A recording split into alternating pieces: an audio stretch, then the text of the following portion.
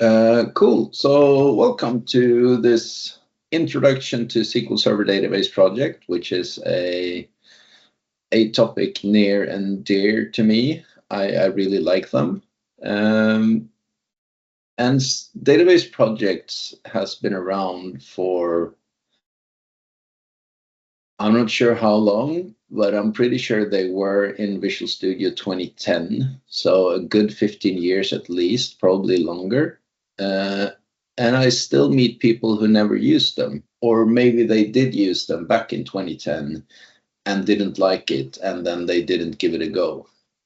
So I still meet people who have worked with, I mean, not 100% database development, but still do database development and have done so for decades, and they don't know how to work with SQL Server database projects or never used it. So thus this talk.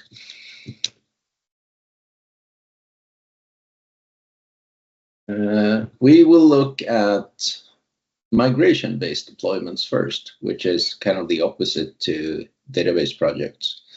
And then we will I will try to give a brief definition of what a model-based deployment is. And then we will dig into SQL Server database projects. And we will look at both the .NET Framework-based project type that we have had for a long time, the SSDT database projects.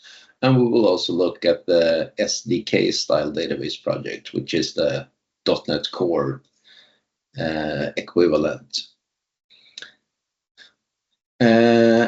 And we will look at different ways to start with database project. Do we start with a clean sheet, or do we already have a database that we want to transform or put into a database project? And we will look at the methods to do so.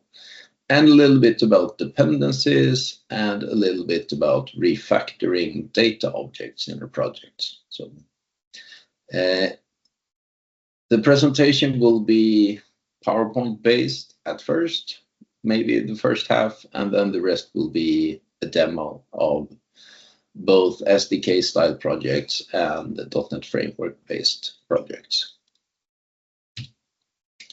Who am I? I am Magnus. I am self-employed in Transmocopter SQL AB, where I do consultancy work around SQL Server. I'm not doing any Power BI.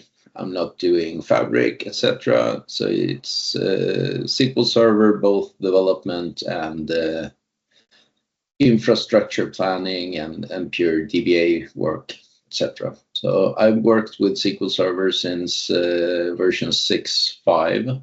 The first time I touched 6.5 was a migration project, so we migrated to SQL Server 7. So maybe I should say SQL Server 7 is the first version I really worked on. I'm a Microsoft Data Platform MVP. That doesn't mean I am super smart or anything. It just means that I do a lot of community work around SQL Server and in the data platform community. You can find this presentation and all my other presentations on the GitHub account that you see on screen. There is a repository called presentations, and I will push this presentation into that repository as well. You find me on Blue Sky, and you can find me on LinkedIn, and I have a YouTube channel, which you see on screen as well, which is, I have some videos of things I do, but the content is mostly recordings from SQL Friday, which is an event that I run. So those presentations are recorded and put on that YouTube channel. So there's a lot of gold in there, a lot of really good speakers. If you want to, for example, there are a few talks about SQL Server database projects with Eitan Blumen. So go ahead and check them out. Migration-based deployments. This is what most companies do to a certain extent at least. And it's what I do as well.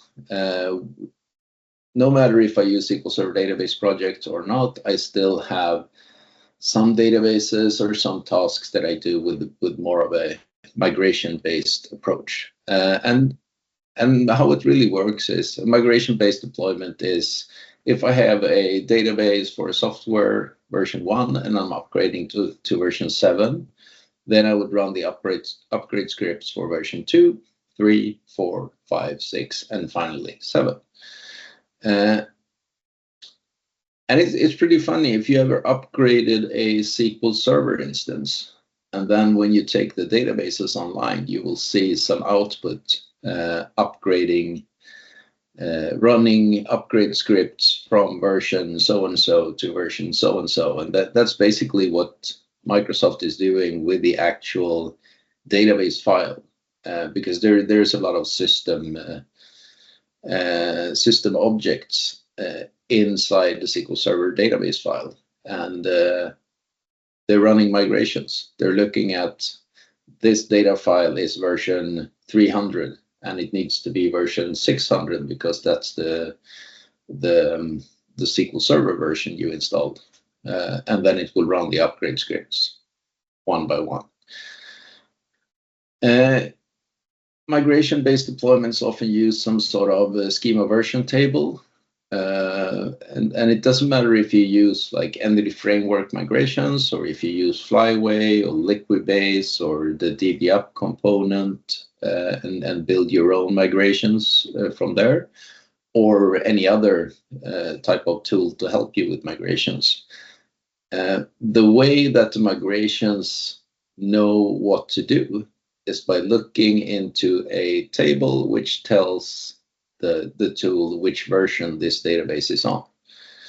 And then it will run the appropriate scripts to take it to the current state. And those scripts are hand-hacked by some developer or DBA. But we all know that if I have a database which is part of my software and I ship it to a client, there is going to be a DBA at that client or someone at that client's place who will add an index or who will do this or that. So our upgrade scripts, even if we have a schema version table, we can't really trust that the target schema is what we think it is.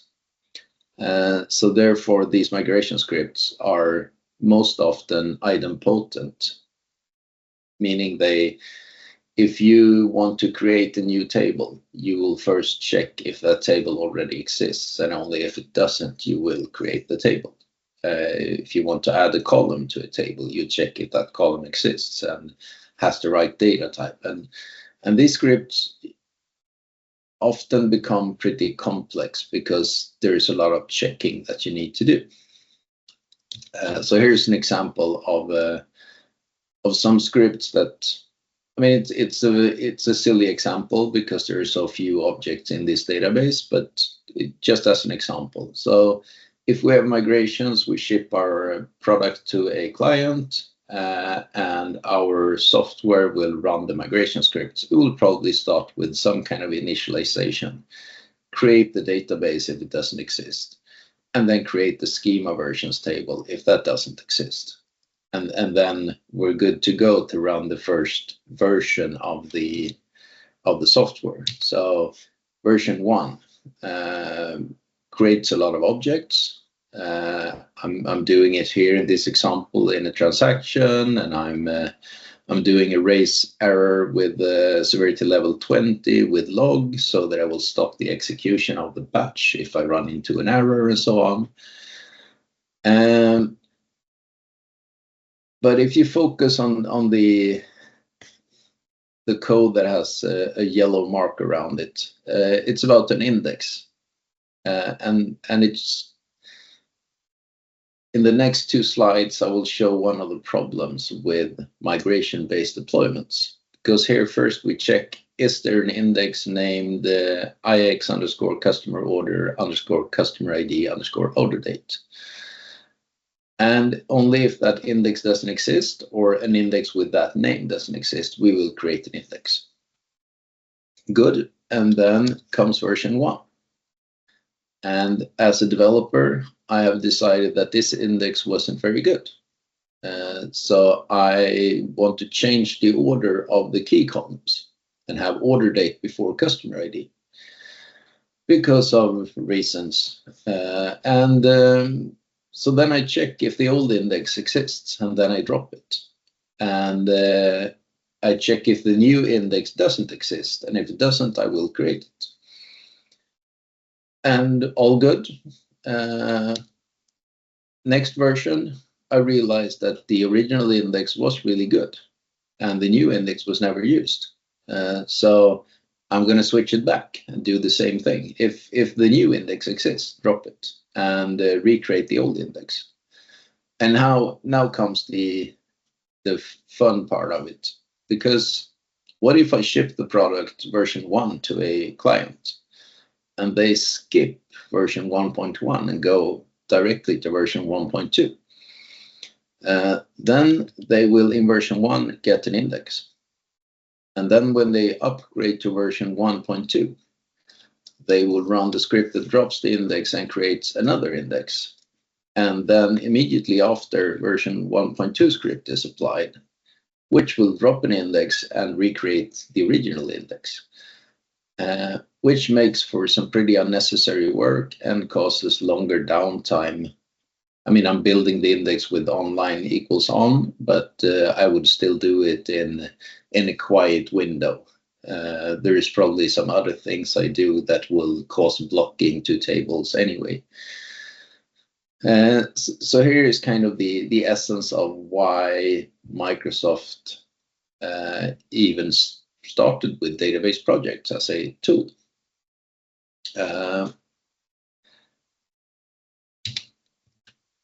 And database projects, it's a way to make it possible to do model-based deployment. And a model-based deployment, there you create a data model in code, like all the create statements for the database the way you want it to look after a deployment. So you create the data model, you don't do alter table, you just do create table, you do create stored procedure, you do create index. And you would typically do that in an SSDT database project in Visual Studio, or in an SDK style database project, which you can work with in VSCode and Azure Data Studio. And if you're brave enough, you can do it in the previews in Visual Studio as well. And then whatever tool you're using, you will use that to compile the model to a DAC pack. Typically, in a larger organization, you would have some kind of build server like Azure DevOps and have a build pipeline, but it will do the same thing. It will build a DAC pack. And the DAC pack is DAC pack is nothing more than a zip file, basically, but the main contents of that zip file is the data model in an XML representation. And you would build it with, if you use Visual Studio and an SSDT database project, you will build it with a SQL package. And if you use SDK Style, you will build it with .NET Build. But it's going to do the same thing. And the artifact, the binaries, the DAC pack file that you get as a result from the build process is going to look the same whether you use SSDT or .NET Core. And then you would deploy using a tool that will compare the model with the target data model, and then make corrections to the target so that the target data model looks like the model. And all these, does this table already exist or not? That's going to be done by the SQL package tool, which is the deployment tool for database projects. Which in theory makes it very, very simple to deploy changes. In reality, though, you'll have to have a combination of some things will be done with migrations and some things will be done with with the model-based deployment. But the good thing is that you have support for migrations inside database projects as well. So SQL Server Database Project is mainly a tool for model-based deployment, but it does support migrations with pre- and post-deploy scripts and a refactor log, which the SQL package tool will look at and run the pre-deployment scripts, and it will run refactoring, and it will run the post-deploy scripts after it has done the main model-based deployment.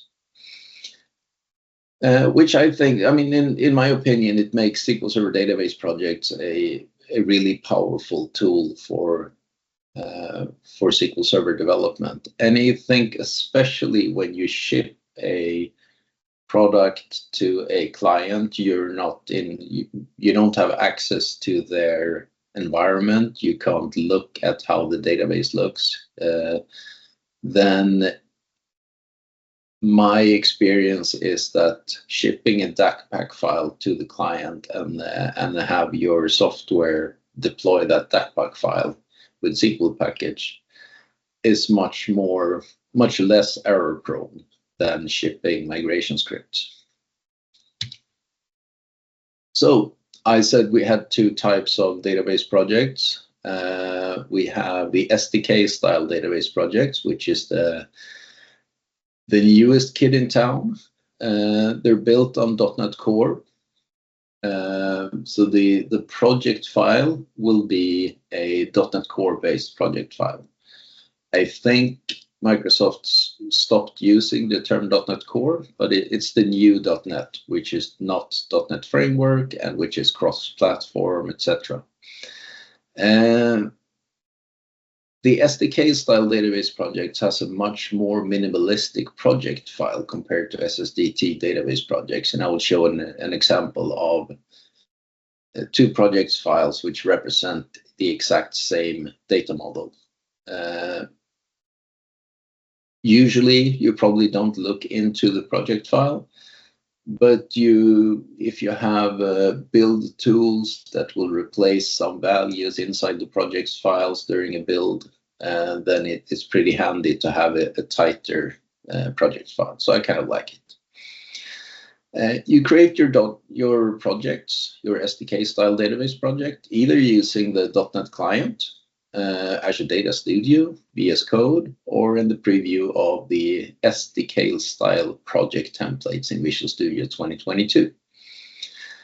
I'm not going to show the preview of SDK style projects in Visual Studio 2022 because it can't live side by side with SSDT database projects.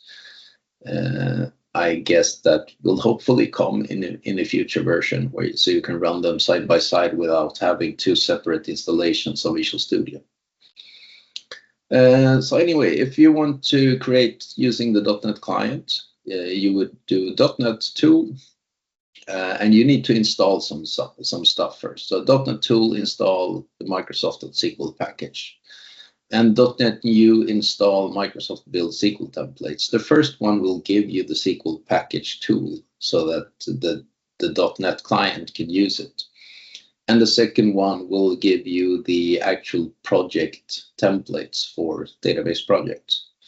And then you can use .NET New SQL Proj, and you give a name to your project, and you give probably an output folder where do you want to create the project, and you give a target platform which will default to SQL Server 2022 or Azure SQL. It's the same target platform.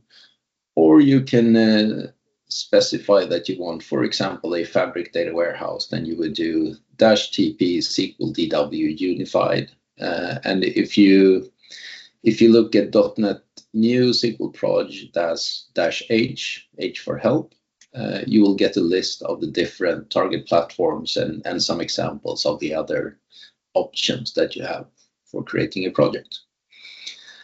And why would you care about the target platform? Well, when you develop a database, you develop it for a target platform. Maybe you only use things that are available in all target platforms, but then you should build your projects towards different target platforms. Change the target platform, build, and see that you don't get any errors, and try to deploy it to the different targets. And the target platform here will give a lot of help in the tooling that we use to develop SQL Server database projects. For example, if I set the target platform to SQL Server 2019 and I use a function like generate series, the build will throw an error because generate series didn't come to SQL Server until SQL Server 2022. So don't just skip over the target platform when you create a project. You can change it afterwards, of course. SSDT database projects, it's the, like I said, the .NET Framework based project type. And we have had support in Visual Studio since long. I said in the beginning that I think I used it in Visual Studio 2010 as the first version, but I know it's been there a bit longer than that. So 15, maybe 20 years.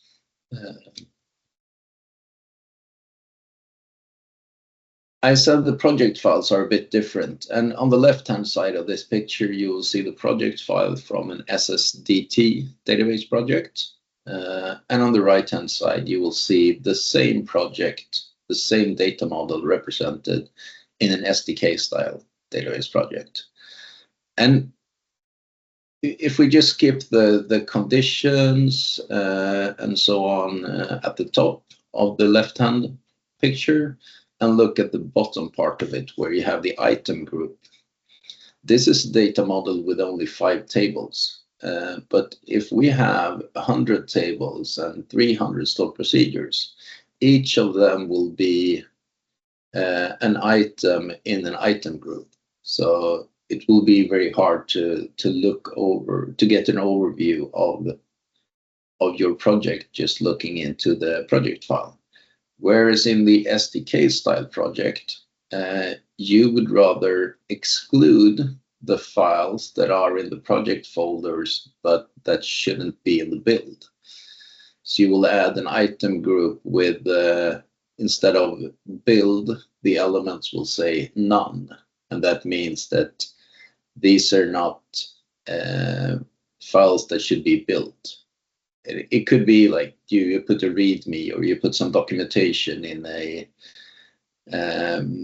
folder in your project, and of course you can't build a README file into a data model, so then that's not going to be part of the build, and then you would typically add it as an exclude to the project file. That marks the end of the PowerPoint part of the presentation, and let's look at some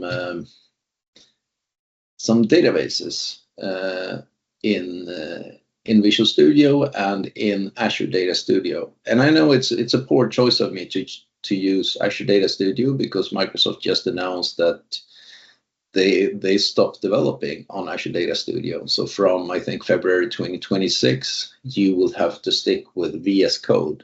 But the good news is that it works exactly the same. Database projects in VSCode or Azure Data Studio works exactly the same. It's the same extension and you have the exact same functionality. So don't worry if you don't like Visual Studio, the Windows project. Maybe you develop your stuff on an Apple laptop. Well, then you can use VS Code to develop your database projects. We will start in Visual Studio. So let me put Visual Studio in here. And what I have done is to take the project or the database that was created through the migration scripts that I showed you on screen in the PowerPoint,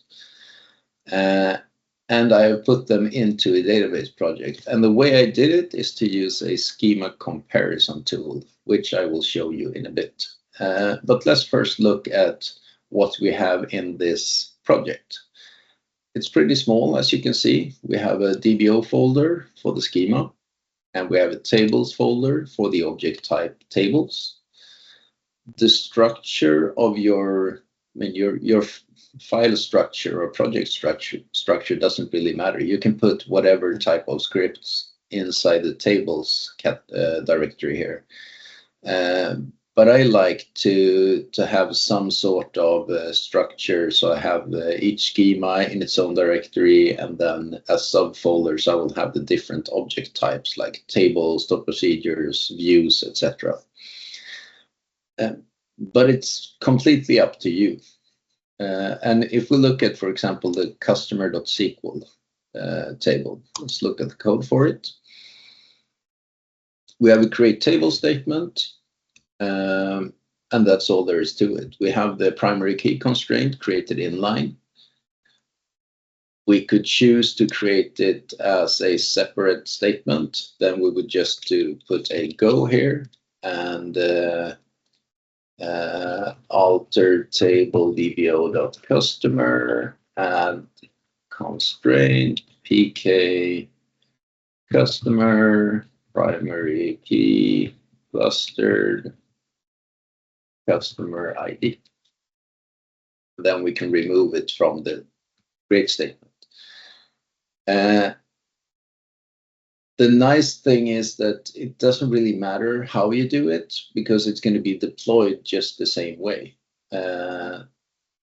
Because this create table and this alter table statement, when you compile your project, you won't get an alter table statement in your DACPack. You will get an XML representation of a table that has a primary key constraint.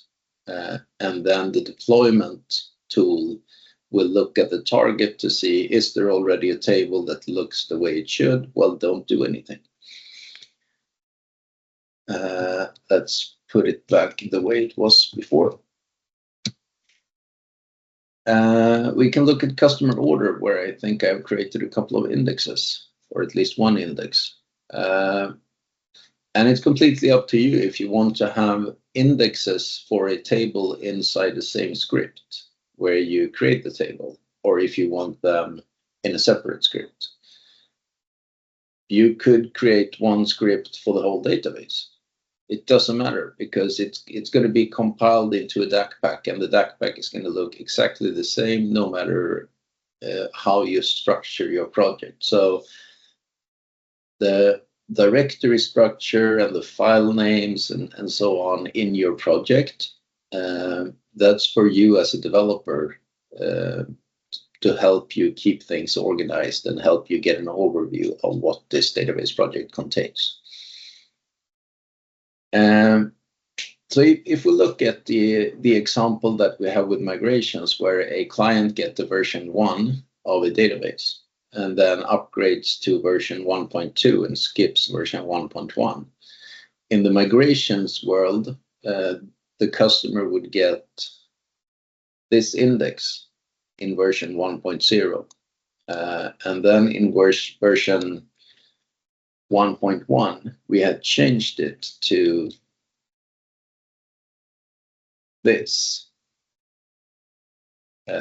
customer ID. So another name and another order of the key columns.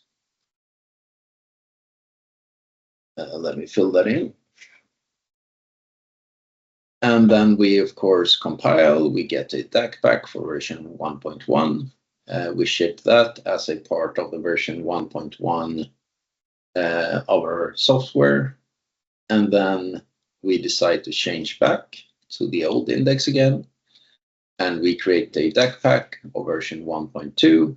And now one client goes directly from 1.1 or 1.0 to 1.2. And the deployment will see that, okay, the index I want is already in the database. It's not going to go through the steps of dropping an index, creating another one, and then dropping that one and create another one. So I kind of like that part of it. The idempotency that we get from migration scripts, they're kind of built into the way SQL package will deploy our project. So that's one of the benefits, I think. Now, if I want to take this database or this data model and deploy it to my development environment or test environment, I would do that with a publish action. And that's going to use the SQL package tool, which is also used to build a DAC in the SSDT world. I would typically, from Visual Studio, right-click on the project name and choose Publish. I would give a target database, give it the connection string. So I'll create a new one, localhost 1401. I'm going to have SQL Server authentication. I'm logging in with an SA account. Don't do that maybe, but it's my local environment, so I don't care really. And I'm going to create the connection to the master database. But then I'm going to change the database name because I'm not going to deploy to master. I'm going to deploy to project DB1 test, for example. Now, there are a lot of options. So if we look under advanced, how do I want to deploy this? Do I want to always recreate the database? When I deploy to dev, maybe that's what I want. I want to drop and recreate the database every time. It's not a good fit for production probably because you don't want to drop the production database. But when you develop, maybe that's a good thing to do. Recreate it and start from a clean sheet every time. There is not going to be any data in there, so you have to put the data in yourself. But for development purposes, that's probably a good thing because you only want the data that you test your code on. So I'll click always recreate database. And the good advice, of course, don't do it in production, but also do a deployment without this one checked to a stage environment where you have a production-like database. Because the deployment, even if I tell you that it's pretty good, it's going to be smart about some choices. There are going to be cases where the smart way to, for example, change a data type in a table is to create a brand new table, copy all the data over to the new table, drop the old one and rename the new table. And that might take some time. So do deploy to a copy of your production environment before you just hit production. I'm going to keep always recreate database, and then there are tons of options. I'm just going to skip through some of them. You can choose to drop objects that are in the target, but not in the source, which means if there's a table in the target database, which is not in your model, that's going to be dropped. And then you can choose per object type if that's what you want to do. For example, don't drop store procedures, don't drop symmetric keys. And there are some things here that you really don't want to drop in a customer's target environment. That could have, for example, to do with symmetric keys or asymmetric keys inside a database. I'm going to leave it at default, which will drop constraints, DML triggers, extended properties, and indexes, which are not in the source, but basically nothing else. We can ignore some things. So ignore settings, for example, ignore ANSI nulls, ignore etc. DDL trigger order. If you have DDL triggers and it doesn't really matter which order they run, well, then you can ignore the DDL trigger order because it's not really that simple to just change the order of triggers.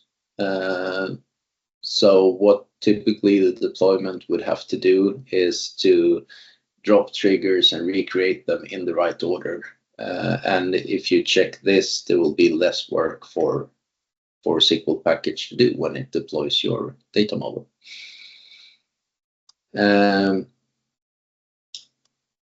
This is something you probably will never want to change. Ignore the file size.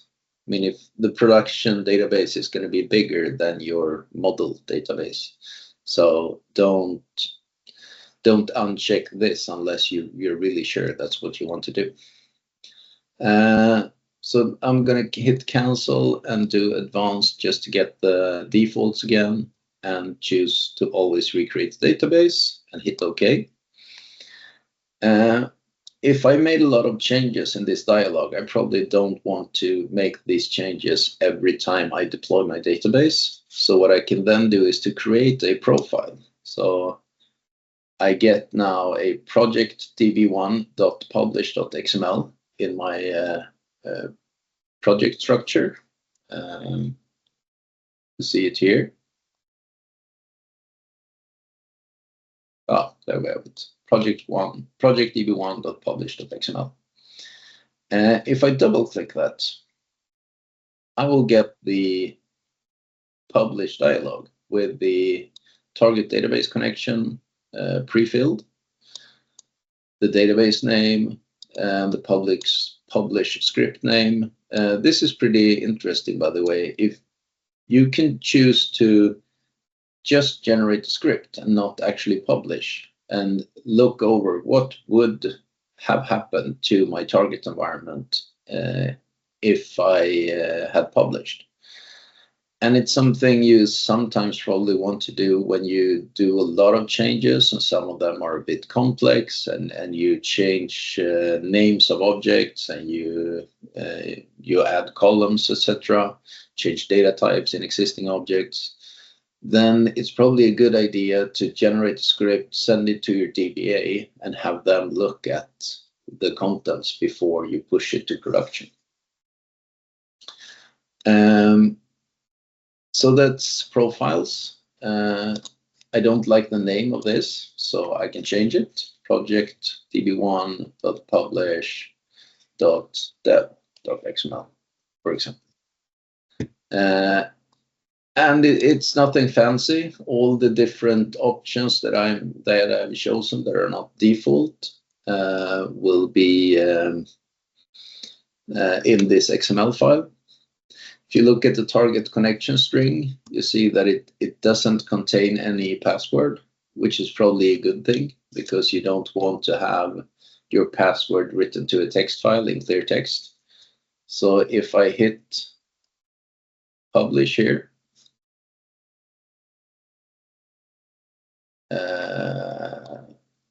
I, of course, made a mistake with renaming. It has to be named publish.xml in the end. So publish1.dev.publish.xml. And now Visual Studio will understand that it's a publish profile. So if I now hit publish, it will probably have cached my password for this occasion. We will see. But it will not put that into the text file here. So good for me. We see that we executed a publish script on a database project db1 test. We can look at the results, view results, and this will be whatever code was run. And in this window, we will see the output of that code. So no errors. We created tables, we created the default constraint, and we created some foreign keys. Cool. And if we now look inside Management Studio, which is for many people still the favorite tool, what it never was fast to start, and I didn't start it beforehand. So bear with me a few seconds.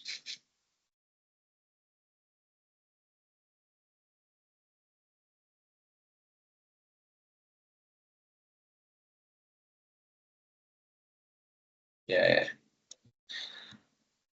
This is version 20, probably an old build of it. My experience is that if you use Management Studio, the version 21 preview, it's a little bit faster actually.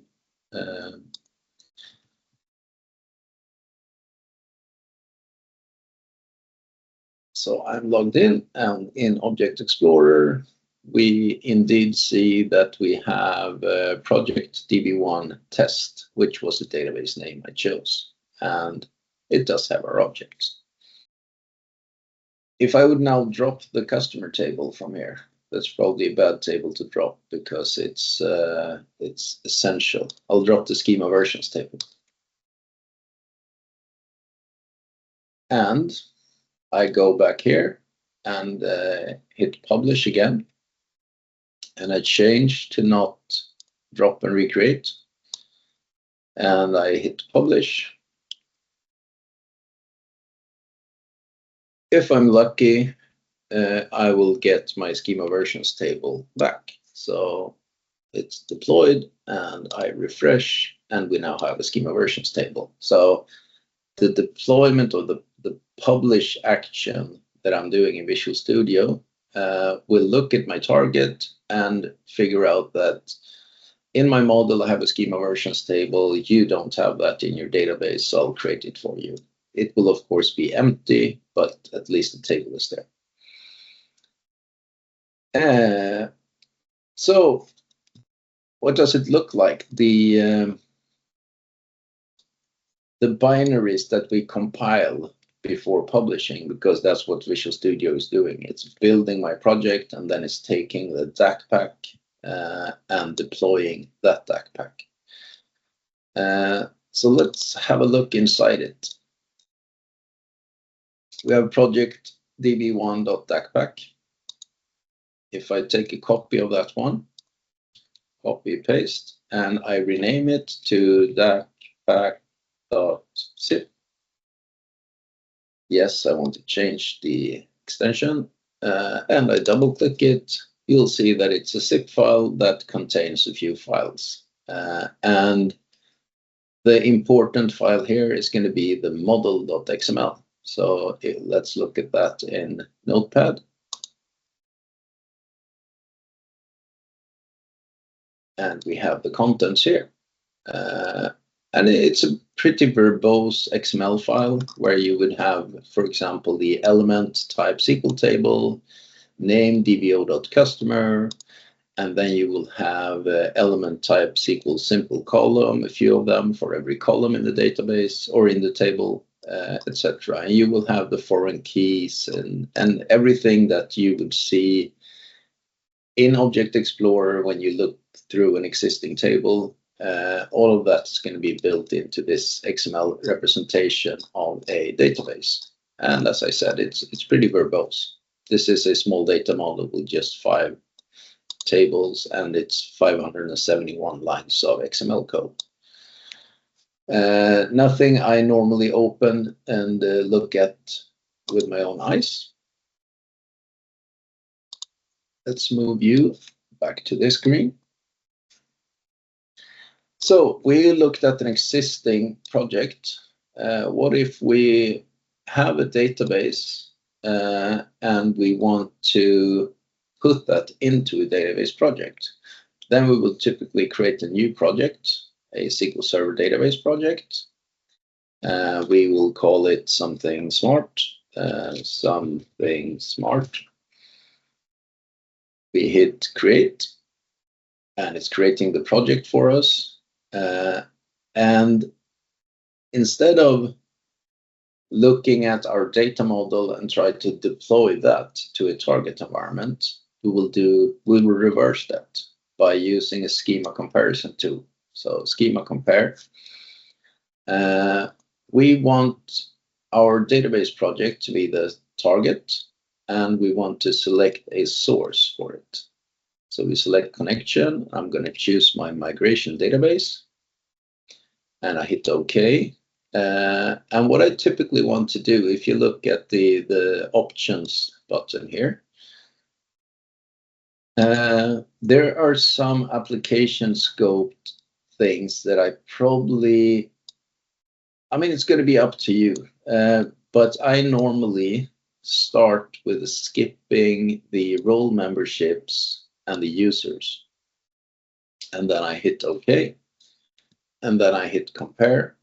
And what the compare tool is now going to do is look at my target environment or my source environment, which is my database, and compare it to the target, which is my database project. And we will see that we get some tables, customer order, customer, etc. All the same thing we had in our previous project. And if I now hit the update button, are you sure that you want to update the target? Yes, I'm sure. We will get a DBO directory with a tables directory with our script files to create our tables, and they will contain the indexes and foreign keys, etc. I can close the compare file and not save it, or choose to save it, because I can put the schema compare file into my solution and then go back to refresh my project from a, for example, production copy.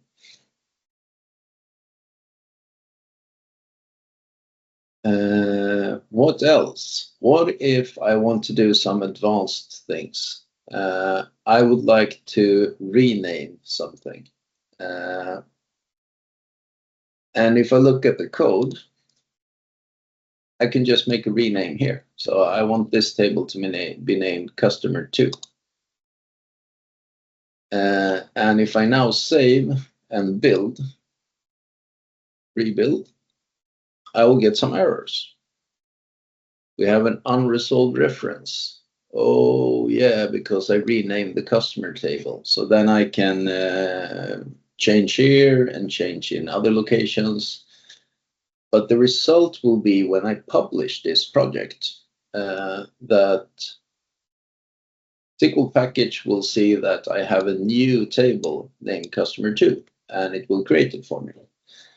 It will also see that the target has the table customer, but that's not in the model. So it will probably drop that table, and that's not what I want.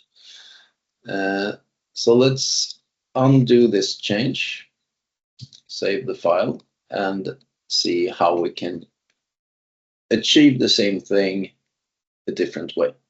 The view code. If I right click on this, and there is too much going on here, refactor, rename.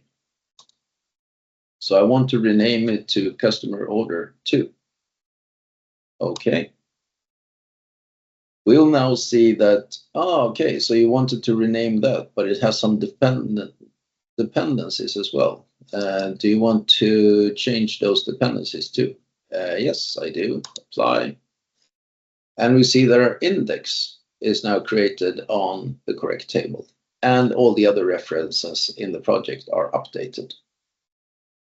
And we get a new file, which is called refactor log, which will be used by SQL package to look at rename operations and other refactoring operations, so that SQL package doesn't drop my customer order table and create customer order 2. Instead, it will look at this and say, you made a rename. So then it will just call SP rename. So if I now publish this to, we select, for example, migration DB, and we generate script. We will see 10 minutes out, Magnus, okay? All right, thank you. It's doing a lot of things with databases to see does the database exist, does it have the right settings, etc. The following operation was generated from a refactoring log file, blah blah blah. Rename, so it's just doing a print, and then it's executing SP rename. So to me, that's wonderful.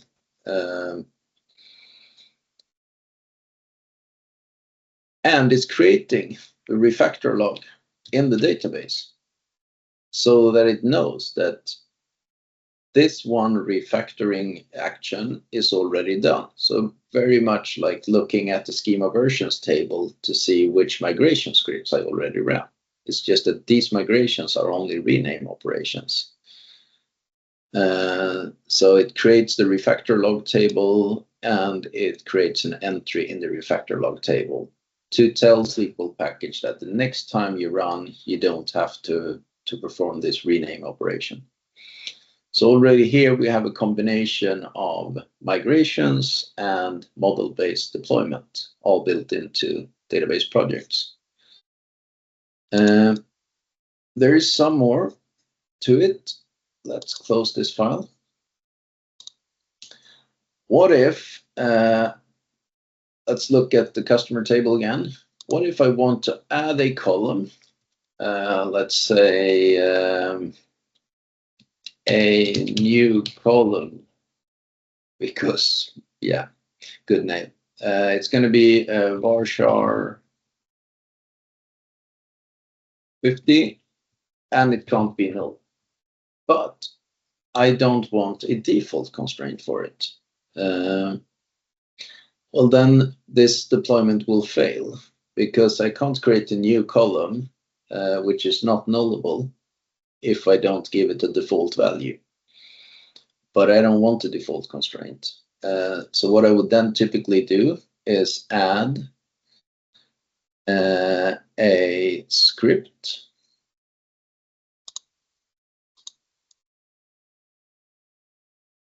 add a script.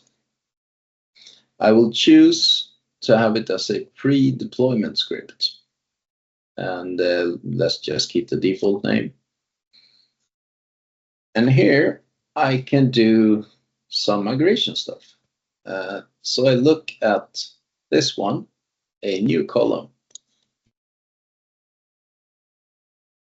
Alter table dbo.customer, add a new column, and I make it nullable. And then I do update dbo.customer, set a new column equals some default value for existing rows. Whatever value, you probably have some more intelligence to this default value that you want, or initialize the initial value that you want for the existing rows without having to add a default constraint. And I hit save. And I keep this one as not null. So what will then happen is SQL package, when I publish my database, will first run the pre-deployment script, which will create a nullable column named a new column. It will then update the table and set an initial value for that. Then the main action of the publish action will happen, which will look at, you have a column which is called a new column. It's nullable in the target, but in the model it's not nullable, and it will change it to not null. And since it already has values for all the rows, that alter column operation will not fail. And you would probably want to have some intelligence in this pre-deployment script. If not exists, select star promises columns where name equals a new column and object ID equals object ID of dbo.customer. Only then will I want to do this, so that the next deployment doesn't try to add a column that already exists in the database. So here you will have some idempotency in your pre-deployment scripts, and you can add a post-deployment script, which I typically use to generate some data into my project or in my database, either test data or If I have some configuration values in some tables, which should always be there, then I'll create them with the merge script. So we have 4 minutes to go. I will look very quickly with you into using Azure Data Studio to do more or less the same thing we can do in Visual Studio. So I have on my left-hand side, I have a database project item. What that will do in Azure Data Studio is to look into my workspace, and a workspace is pretty much just a location on disk, and I pointed it to a directory on my disk which has 2 database projects, Project DB1, Project DB1 SDK Style. This one is the old SSDT project, and this one is the SDK Style project that I have created here. And going back to database projects here, this extension, which database projects is an extension like everything else in Azure Data Studio. So you'll have to go to extensions and install it to be able to use SQL database projects.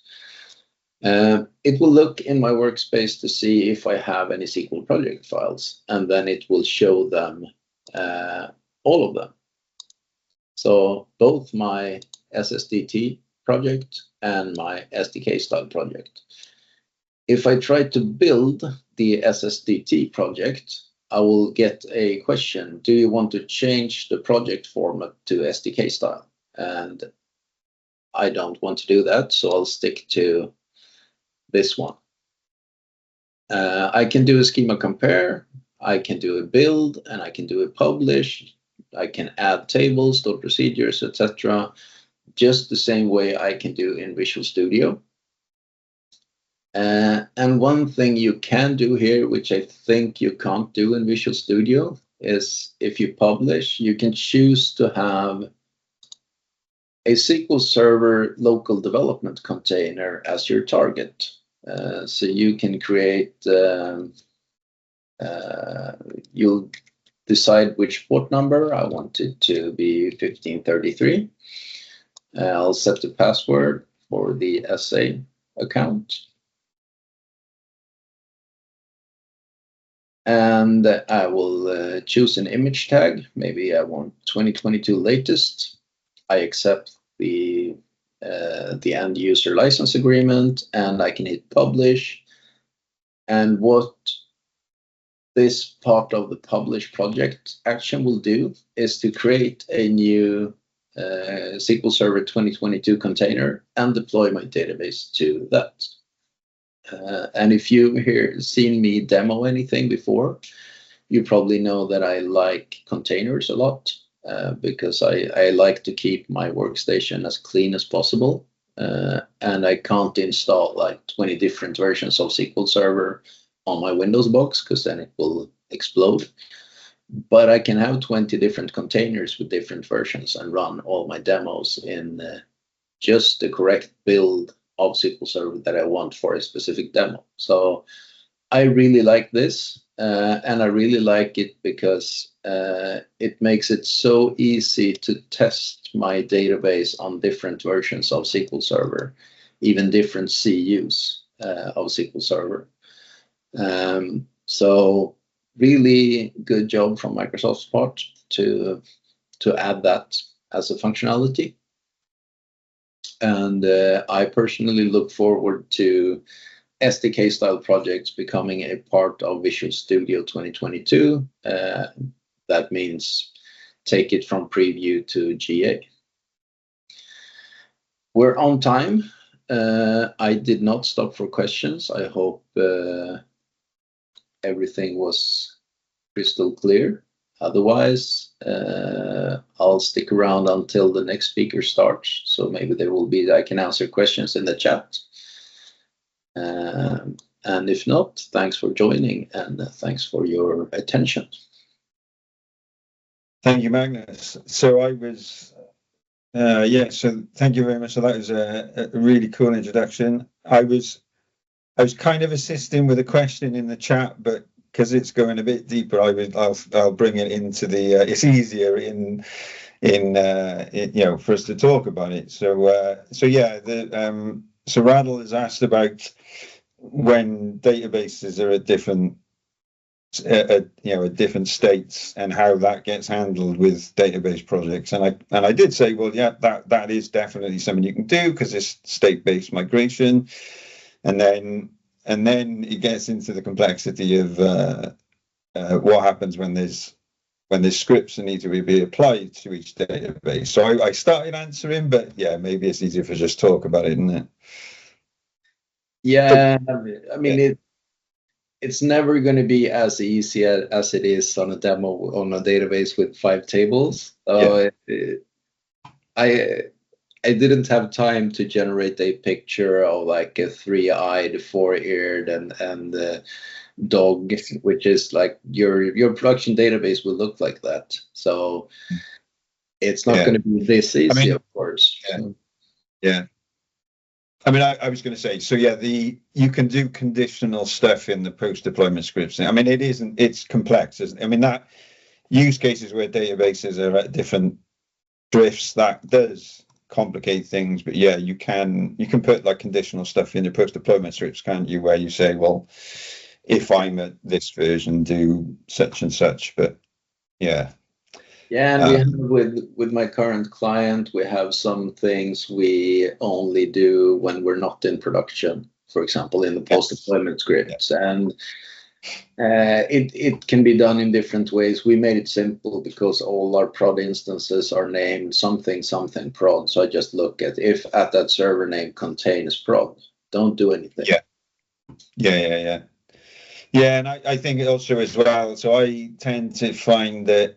So if a version of a deployment is like introducing something new, so let's say it's like a new column, I'll use that column as a way of conditionally actioning something. So I'll kind of say, look, if this column doesn't exist, then we'll do something for this deployment. So that might be a way to do for Radl to handle what the question he was that was being asked.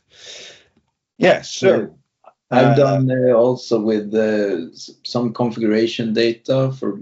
I work on a pension administration system, so if there is a new collective agreement that we build functionality for, we of course need to put that collective agreement into different base tables. So then I use a schema versions table, but I call it like data versions instead, and look at that to see, did I already apply this, to not have to go through and look into different tables and do lookups. I just look in this versions table. So I mean, you can do it any way you want, basically, with and you can use some completely different tool. Like I really like, there's a component called dbout, which is really easy to build on, and you can use that to, like, if you have the schema deployed by a DAC pack and then you have the data, the configuration data or base data using dbout, it's a perfectly legal combination to me. Right. Yeah, I've seen that being used. I've not used it at all, but yeah, thank you very much for the talk. If there are any more questions, folks, please drop them in the chat. I've elevated, so Jose I've just elevated you, so you should be able to turn your camera on. But I can't see. Hello. Good morning. Good morning. Good day. How are you? Fine. Thank you so much. Thank you so much for being here. Right. So yeah, Magnus, thank you very much for that talk. It was a really good introduction to SSDT.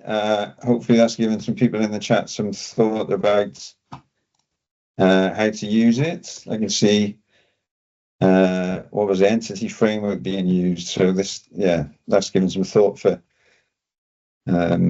I'll stick around and keep the discussion going in the chat, and have an amazing rest of the day. I'll stick around for some of the talks as well.